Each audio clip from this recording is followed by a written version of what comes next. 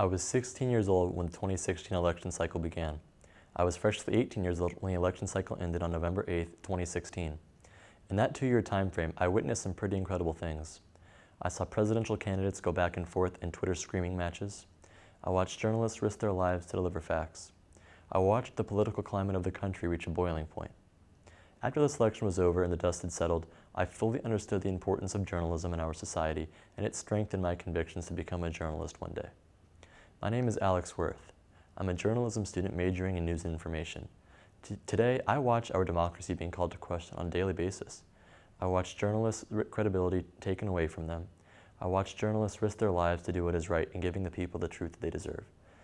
Today, I will speak about the importance of journalism in society, how to differentiate real news from fake news, and what we can do to continue to protect the integrity of journalism. A watchdog. This is one of the first things that I remember learning in Journalism 101.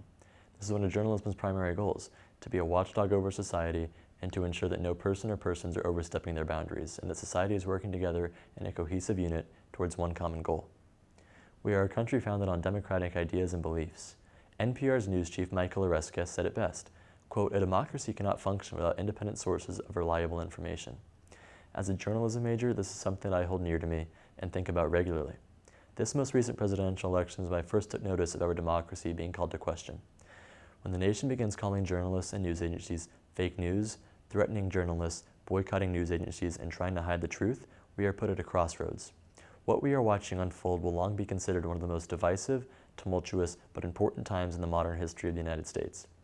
And to think it all started with two very simple words being thrown together: fake news. In the last 3 years, very few words carry as much meaning and importance as the phrase fake news. Americans rarely question the validity or reliability of the information they see on a day-to-day basis.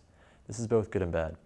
It is good because most of the time the information being presented to us is real and truthful. However, it can be troublesome when we fall victim to under-speculation. Occasionally, we will be presented with information that is blatantly false, but we do not question it. When the term fake news was brought into the news cycle during the 2016 election, almost all the information the news outlets were presenting was true. Still, millions of people around the country chose not to believe the information being given to them because our political leaders discredited legitimate, investigative, fact-based journalism and promoted the opinions of political pundits and commentators instead. Now, this is not the first time that something like this has occurred in America's history. In the late 1890s, something called yellow journalism breached the news agencies of the nation. Joseph Pulitzer and William Hearst were rival newspaper publishers in New York City. In order to get more readers for their respective papers, facts went out the door and turned for sensationalism. This could be the original fake news, which indirectly led to the Spanish-American War and the deaths of over 400 American troops. Now, keep in mind that this was 120 years ago. Think about the repercussions that may occur if we as a society continue to disregard facts in 2019 and into the future. This is not the way in which a free press or a democratic society should operate. It is important that we not only continue demanding the truth and the facts, but that we call out those who refuse to do so. Social media has changed the way that Americans receive their news. 50 years ago, newspaper, TV, and radio were the only sources for news. Today, information is available everywhere due to the hundreds of cable news networks and millions of internet sites. Social media has created a widespread platform to share information, and it's often difficult to differentiate real news from fake news. According to an article on Vox, people aged 65 and older are 7 times more likely to share fake news on Facebook. This is a concerning statistic, but it's understandable because the media landscape has changed considerably in their lifetime. They did not grow up with the internet or social media. Their generation was taught to trust the media, but political pundits on cable networks and social media have blurred the lines between legitimate journalism and entertainment.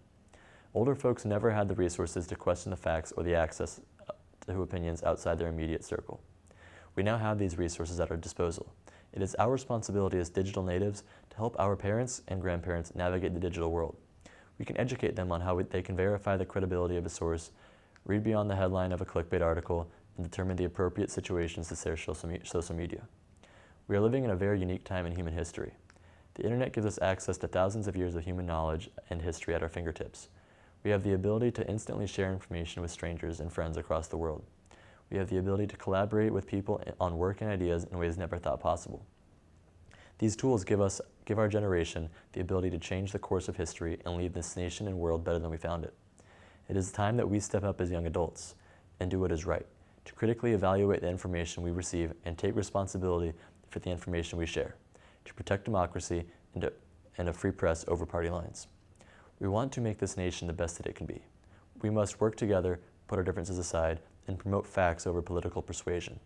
As future journalists, it is imperative that we learn to continue and trust journalists and the information that they deliver. They are some of the only people who will do everything in their power to ensure the citizens of this nation continue to know the truth. Years from now, we can pass this legacy on to the newest generation. Thank you, and Rock Chalk Jayhawk.